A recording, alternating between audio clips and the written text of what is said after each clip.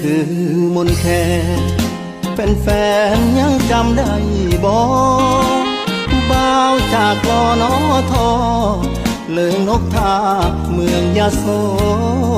ธร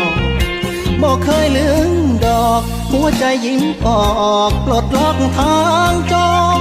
ผ่านจุดลุ่มดอนมาเป็นมนต์แคนเพราะแฟนอุ้มชูกลับมาส่งเสียงเพลงลำฝากคำเติมแห้งใจสู้แทนคุณผู้เคยอุ้มชู